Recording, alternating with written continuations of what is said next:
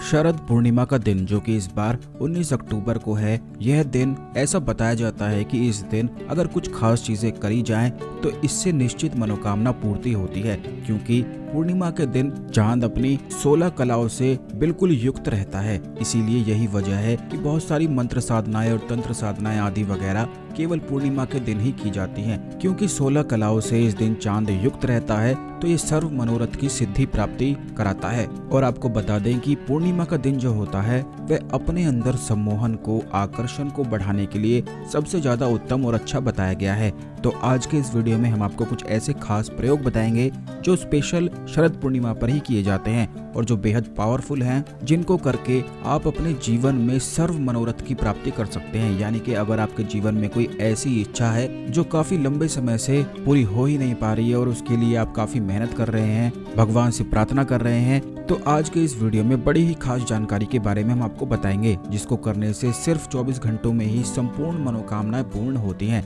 लेकिन उससे पहले भगवान शिव को नमस्कार अवश्य ही कर लें। ओम नमः शिवाय लिखकर वीडियो को लाइक अवश्य ही कर दें, जिससे भगवान शिव की कृपा आप पर हमेशा ही बनी रहे। तो दोस्तों, आपको बता दें कि खास करके अगर रात को सोने से पहले पूर्णिमा के दिन जो कोई भी व्यक्ति भगवान गणेश के मंत्रों का जाप करता है तो सभी उसके मनोरथ सिद्ध होते हैं, क्योंकि स्वयं चांद ने भगवान गणेश की पूजा करी थी तभी वह पूर्ण हो पाया। तो इस पर एक कहानी भी प्रचलित है कि एक बार चांद ने भगवान श्री गणेश का मजाक उड़ा दिया तो भगवान श्री गणेश क्रोधित होकर चांद पर ग्रहण लगा दिया और उसे श्राप दे दिया, जिसके कारण चंद्रमा बहुत ही ज्यादा दुखी हो गए और परेशान रहने लगे। तो फिर उन्होंने भी भगवान श्री गणेश के मंत्रों का जाप किया, भगवान श्री गणेश की साधना करी, तब जाकर उनकी कोई मनोकामना पूर्ण हुई। इसीलिए पूर्णिमा के दिन अगर भगवान श्री गणेश के मंत्रों का जाप किया जाता है तो ऐसा कोई भी मनोकामना नहीं है जो पूरी ना हो।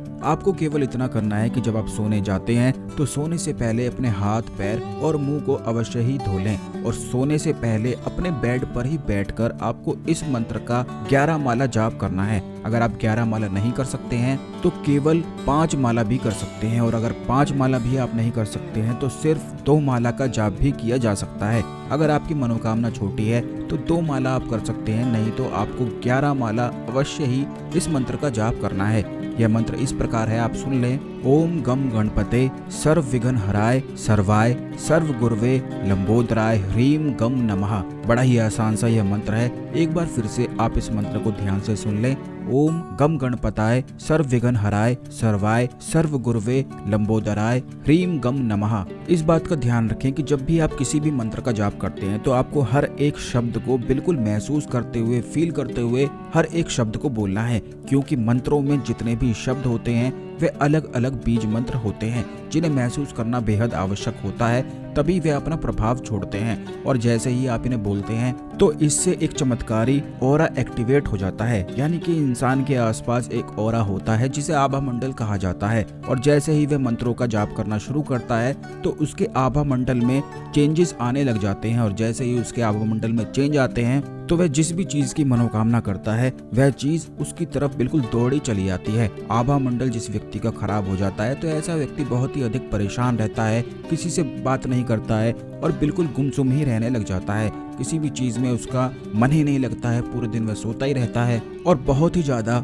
आलसी हो जाता है, यानी कि कोई कार्य भी उसका करने का मन ही नहीं करता है और कोई भी कार्य वह कर भी नहीं पाता है। इसीलिए आभा मंडल को मजबूत बनाना बेहद आवश्यक होता है। जिस व्यक्ति का आभा मंडल मजबूत होता है ऐसे व्यक्ति पर आसानी से तंत्र क्रिया हो भी नहीं पाती है, बल्कि ऐसे व्यक्ति का शत्रु भी कुछ नहीं बिगाड़ पाते हैं। इसीलिए आभा मंडल पर ध्यान देना बेहद आवश्यक है।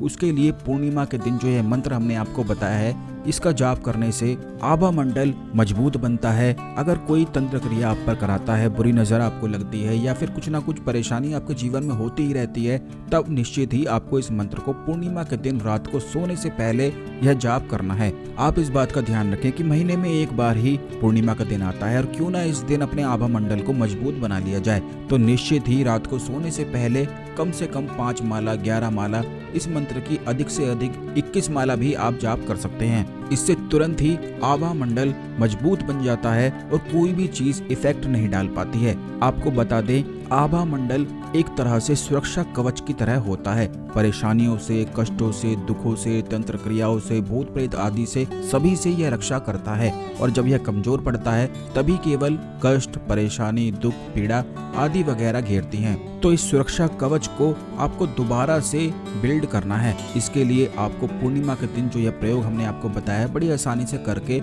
आप फिर उसके बाद सो जाएं। इससे निश्चित ही चारों दिशाओं से धन के सभी मार्ग बिल्कुल खुल जाते हैं। आशा करते हैं आपको हमारी जानकारी पसंद आई होगी। ओम नमः शिवाय, हर हर महादेव।